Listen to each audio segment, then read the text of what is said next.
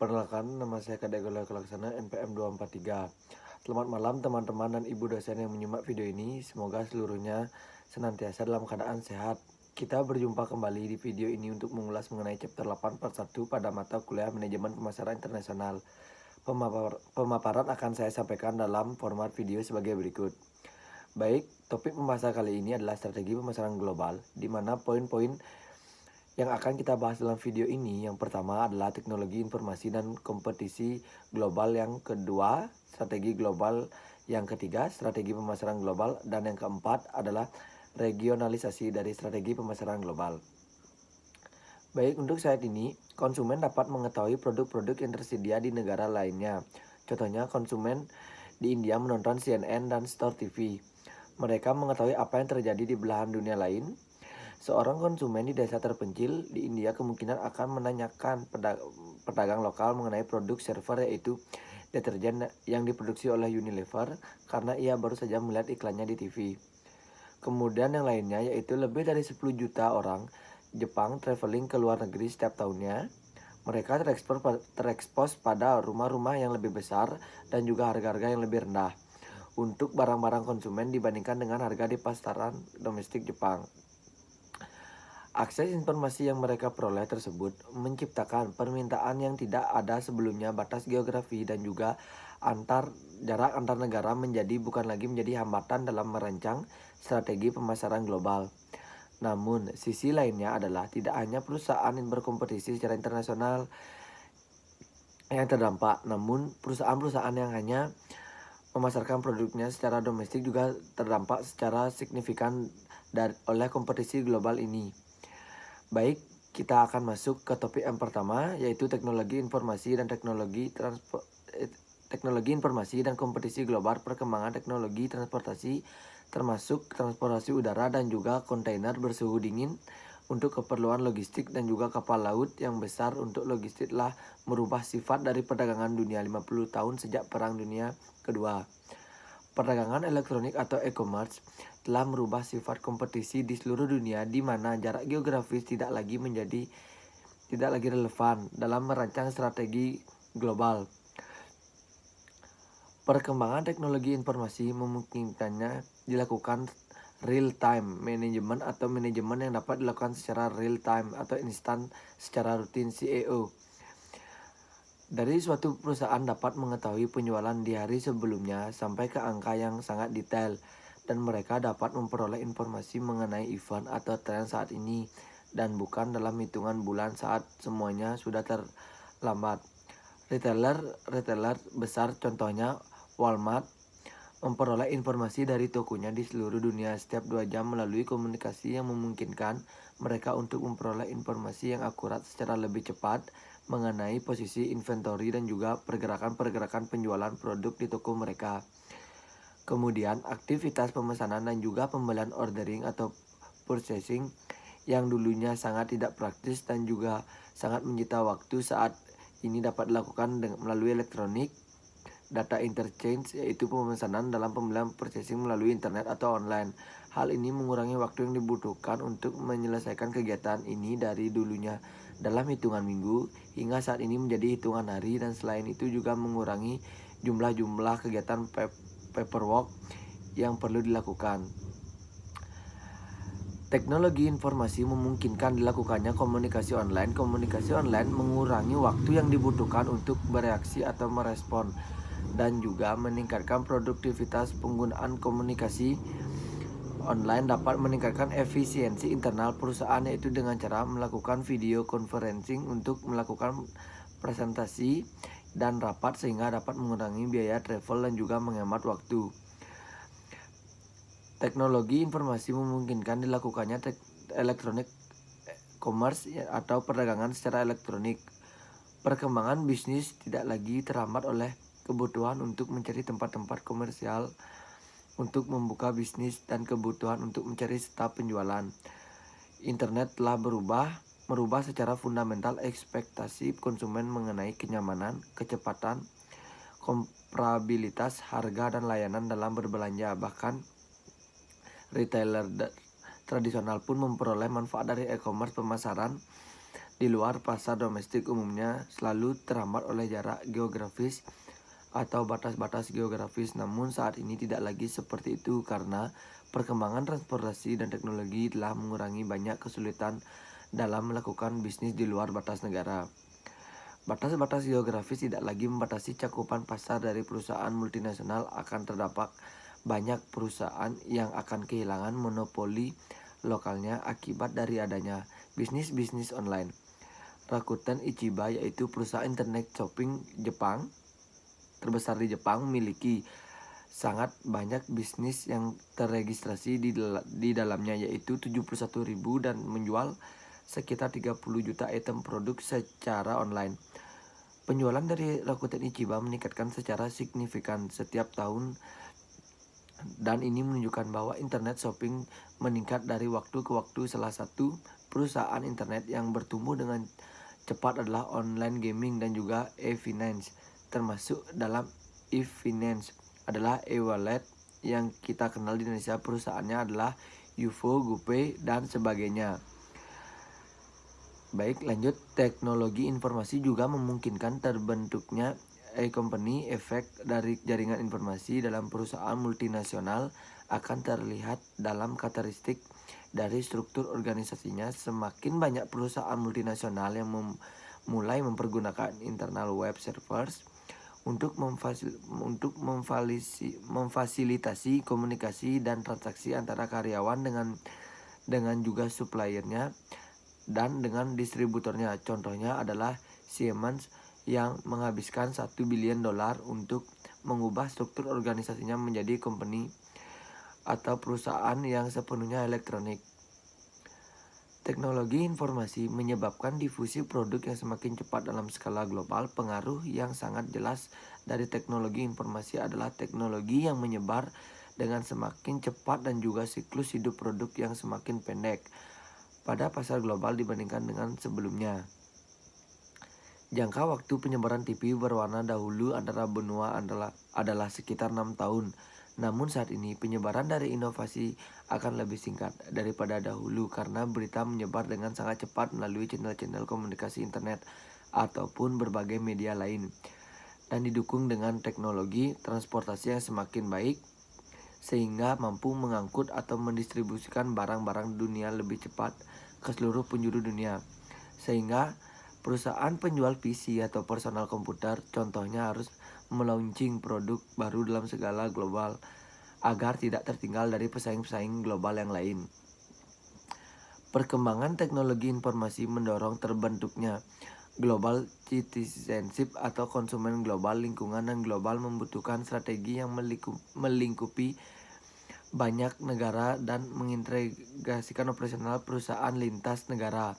Strategi ini bersifat global dan tidak lagi mempergunakan orientasi etnosentris, yaitu orientasi pada hanya domestik, orientasi polisentrik yang berorientasi pada kebutuhan dan preferensi di masing-masing negara saat ini.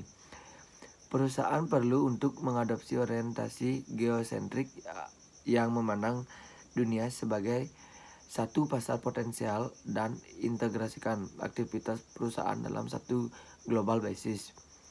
Saat ini kita masuk ke pembahasan berikutnya, yaitu strategi global. Strategi global adalah sekumpulan keunggulan kompetitif yang diperoleh dari skala ekonomis yang luas dan juga distribusi merek secara global. Dengan cara membangun merek dengan cakupan global, kemudian mempertahankan pangsa pasar secara domestik dan juga mengatasi fragmentasi selera atau preferensi konsumen antar negara. Saat ini lebih dari setengah mobil sedan yang terjual di Amerika adalah merek-merek impor dan lebih dari setengah kendaraan yang dibeli merek asing dibuat di Amerika. Sehingga kesimpulannya adalah pemain-pemain asing menyemarakan bisnis otomotif di Amerika dan merubah Amerika menjadi pusat dari industri global. Setiap industri memiliki aspek global dan faktanya sejumlah industri memiliki lebih banyak aspek global dibandingkan industri yang lain. Saat ini dapat dikatakan bahwa Dalam beberapa industri globalisasi, pasar sudah tercapai di mana selera konsumen di seluruh dunia telah semakin serupa dan perusahaan-perusahaan global telah berupaya untuk mempengaruhi selera konsumen agar dapat semakin serupa. Terdapat 4 faktor yang menentukan potensi globalisasi suatu industri. Faktor yang pertama adalah faktor pasar.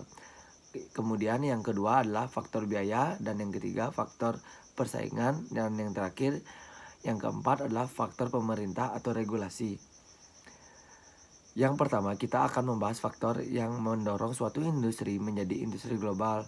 Faktor pasar tergantung pada karakteristik yang berperilaku konsumen dan juga struktur dari saluran distribusi. Beberapa contoh dari faktor pasar yang pertama adalah pendapatan per kapita sudah semakin serupa di berbagai negara industrial.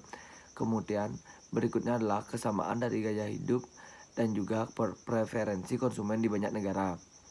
Kemudian diantaranya juga adalah revolusi dari teknologi informasi dan komunikasi dan berikutnya adalah semakin meningkatnya perjalanan internasional yang membuat konsumen menjadi lebih aware atau mengetahui produk-produk yang ada di luar negeri. Kemudian berikutnya dari faktor pasar adalah kebutuhan dari perusahaan multinasional untuk mengembangkan advertising skala global jadi satu iklannya yang dapat ditayangkan di seluruh dunia. Kemudian yang terakhir adalah semakin berkembangnya media-media yang cakupannya global seperti CNN dan MTV. Faktor berikutnya adalah faktor biaya. Faktor biaya diantaranya adalah kebutuhan perusahaan multinasional untuk meraih skala ekonomis dan lingkup ekonomis.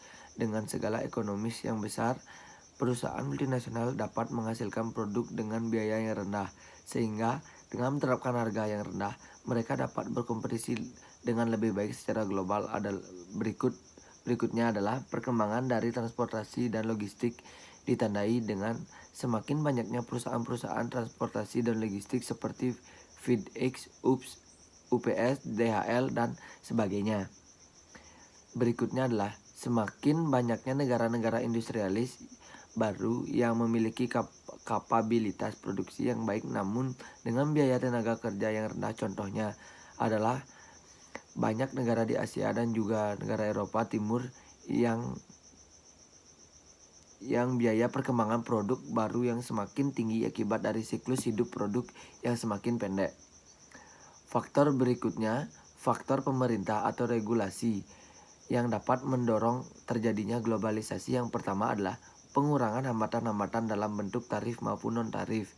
Dan yang kedua, dibentuknya blok-blok perdagangan seperti Euron dan juga NAFTA. Berikutnya, deregulasi yang dilakukan di banyak industri.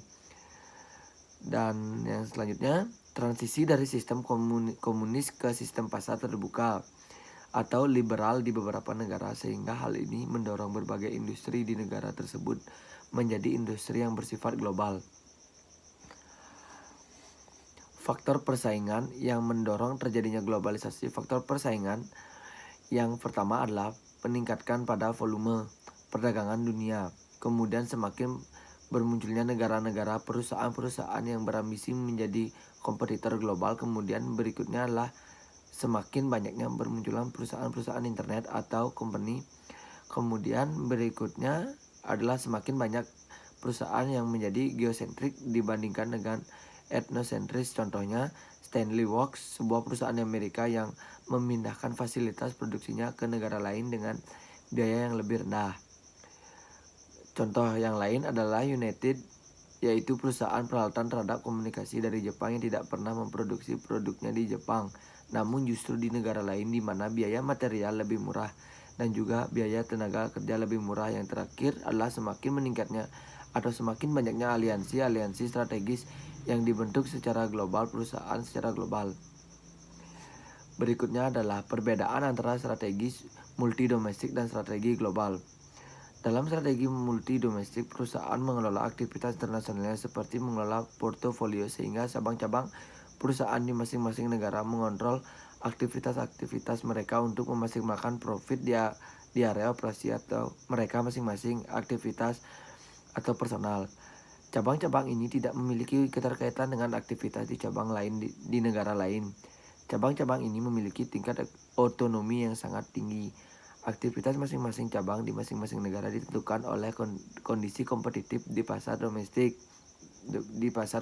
mereka. Sebaliknya, strategi global adalah strategi yang mengintegrasikan aktivitas perusahaan dalam skala global dan mencoba untuk mencari keterkaitan atau kesamaan antar negara, dan strategi global ini memperlakukan seluruh dunia ini sebagai satu pasar yang tidak memiliki batas. Perusahaan yang mengimplementasikan strategi global adalah perusahaan yang berorientasi geosentris. Perusahaan ini memandang seluruh dunia sebagai satu arena operasinya dan mengembangkan integrasi global untuk meraih skala ekonomis, dan di saat yang sama juga mencoba untuk tetap responsif terhadap perbedaan selera pasar apabila perbedaan tersebut benar-benar signifikan dan perlu ditindaklanjuti. Baik, pembahasan berikutnya adalah struktur persaingan industri. Struktur persaingan industri dapat bermanfaat untuk memahami karakteristik dari strategi global. Struktur persaingan industri mengidentifikasi faktor-faktor kunci yang menentukan karakteristik persaingan dalam satu industri yang dapat mempengaruhi profitabilitas dalam industri tersebut. Terdapat 5 faktor yang mempengaruhi profitabilitas dari suatu industri. Yang pertama adalah persaingan antara kompetitor. Semakin banyaknya kompetitor dalam suatu industri akan menyebabkan profitabilitas perusahaan di industri tersebut tertekan. Dan faktor yang kedua adalah potensi masuknya pemain baru ke dalam industri.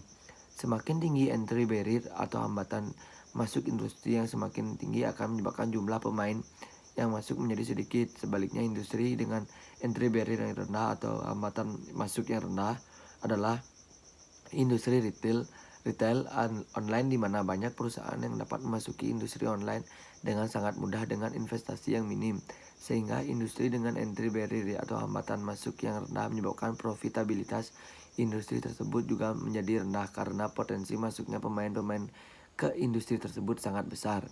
Yang ketiga adalah daya tawar supplier. Ilustrasinya adalah Intel telah menjadi produsen atau produsen dominan microprocessor atau PC bargaining power Intel yang cukup besar. Ini menyebabkan banyak produsen PC beroperasi dengan profit margin yang sangat rendah, sehingga ini menyebabkan industri PC menjadi kompetitif atau memiliki profitabilitas yang sangat rendah. Faktor yang keempat adalah daya tawar dari pembeli. Saat ini pembeli memiliki daya tawar yang sangat besar karena mereka memiliki akses informasi yang sangat luas. Saat ini pembeli dapat membandingkan harga layanan maupun produk antar perusahaan dengan cepat melalui internet, sehingga mereka akan memilih perusahaan yang menurut mereka terbaik. Kemudian faktor yang kelima, ancaman dari produk-produk substitusi. Contohnya adalah industri kamera. Saat ini sudah sangat terdesak oleh industri smartphone, di mana smartphone dapat menyediakan substitusi bagi kamera, di mana smartphone saat ini telah dilengkapi dengan kamera-kamera dengan kapabilitas yang sangat tinggi, yang saat ini dapat menyaingi fitur-fitur dari suatu kamera, sehingga apabila suatu industri memiliki atau terdapat industri yang mampu menyediakan produk substitusi, maka industri tersebut akan terancam secara pangsa pasar dan secara profitabilitas. Bahasan berikutnya adalah keunggulan kompetitif. Perusahaan yang memiliki keunggulan kompetitif adalah perusahaan yang mampu memberikan manfaat yang sama dengan kompetitor, namun dengan harga yang lebih rendah, atau memberikan manfaat keunggulan yang melebihi dari produk-produk kompetitor.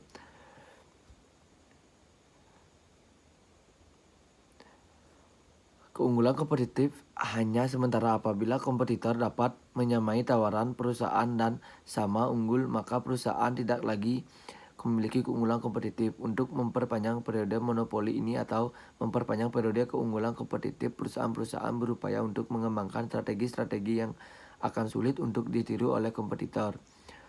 Perusahaan yang membangun keunggulan kompetitif dari skala ekonomis artinya mampu memproduksi produk dengan biaya yang lebih rendah sehingga menerapkan harga yang lebih rendah, adalah perusahaan yang mempergunakan cost leadership strategi atau strategi kepemimpinan biaya. Perusahaan-perusahaan yang menerapkan cost leadership strategi atau menawarkan produk dengan harga rendah dapat sangat rentan terhadap perusahaan-perusahaan yang mempergunakan strategi diferensi di mana dengan strategi diferensi perusahaan ini dapat melayani konsumen dengan lebih baik walaupun terdapat pendapat bahwa harga yang lebih rendah akan mampu menarik lebih banyak konsumen, namun terdapat juga sejumlah konsumen yang bersedia untuk membayar harga yang lebih mahal untuk memperoleh produk dengan fitur-fitur yang mereka inginkan. Fitur-fitur unik atau diferensiasi dapat datang dalam bentuk kenyamanan, kinerja produk, desain produk atau tampilan produk, dan juga status simbol atau status yang diperoleh apabila mempergunakan produk tersebut dan kesan eksklusif apabila mempergunakan produk tersebut. Contohnya adalah walaupun produk-produk mobil Jepang cukup mendominasi dalam industri karena harga produknya cukup terjangkau, namun merek BMW dan juga Volvo tetap dapat menjaga eksistensi mereka di pasar high-end segmen pada industri mobil karena mereka menawarkan produk yang berbeda, tidak mengedepankan pada biaya rendah, tapi mengedepankan pada produk dengan fitur-fitur yang berbeda dan memunculkan kesan eksklusif pada pemakainya. Perusahaan dengan skala yang lebih kecil dapat mengimplementasikan strategi diferensiasi pada pasar yang ukurannya lebih kecil atau dikenal dengan sebutan jeruk pasar.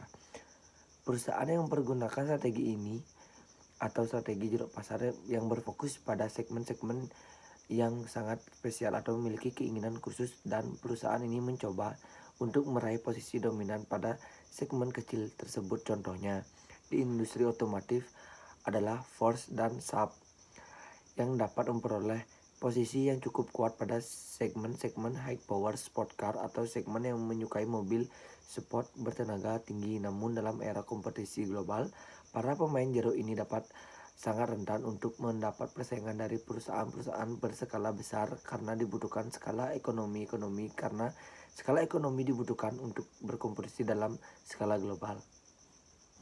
Bagi sejumlah perusahaan, teknologi adalah kunci sukses pada pasar yang menginginkan kemajuan teknologi pada produk-produknya.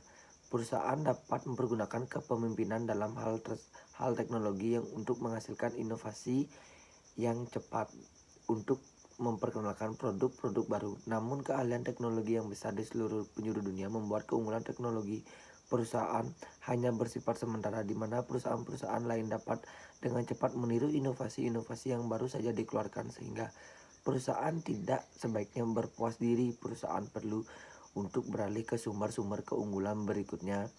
Untuk tetap menjadi yang terdapat teknologi, kemampuan pemasaran, dan aset lainnya yang dimiliki oleh perusahaan dapat menjadi senjata yang akan mereka gunakan untuk memperoleh keunggulan dibandingkan dengan kompetitor Sony. Sony adalah salah satu contoh perusahaan yang secara konsisten merupakan untuk TV yang terdepan dalam hal teknologi dengan produk-produk inovatifnya yang di antaranya Trinitron TV berwarna video recorder Betamax, Walkman video recorder DVD dan Blu-ray. Teknologi tidak selamanya menjadi yang pertama di pasar adalah keputusan yang terbaik. Terkadang terdapat juga kelemahan-kelemahan menjadi yang pertama di pasar. Contohnya adalah apa yang dilakukan oleh Citigroup dapat mengilustrasikan bahwa menjadi yang pertama memasuki pasar juga memiliki kelemahan untuk memulai pijakannya atau memulai fondasi bisnisnya di ekonomi Cina yang sedang berkembang. Citigroup melakukan aliansi dengan Shanghai Bodong Development Bank di Cina untuk menargetkan pasar kredit card di Cina. Dari aliansi tersebut kemudian 10 juta kredit card diedarkan dengan kredit yang bergulir di Cina. Namun sejumlah ahli berargumen atau berpendapat bahwa kredit service di Cina akan sangat berisiko bagi perusahaan yang pertama kali memasuki pasar tersebut karena di Cina memiliki sistem kredit rating secara nasional dan tidak memiliki teknologi pengelolaan risiko yang memadai. Dalam kasus ini, follower dapat memperoleh manfaat dibandingkan dengan first movie karena follower dapat belajar dari kelemahan-kelemahan pioneer dan bagaimana kondisi pasar saat itu. Sehingga dengan pengetahuan yang lebih baik, follower mampu mengambil keputusan yang lebih baik untuk memasuki pasar dalam hal timing, bentuk, produk, dan juga skala pasarnya. Baik, sekian pemaparan materi dari saya. Mohon maaf jika ada salah kata yang diucapkan baik sengaja maupun tidak disengaja. Saya tutup dengan Parama Santi. Om Santi Santi Santi Om.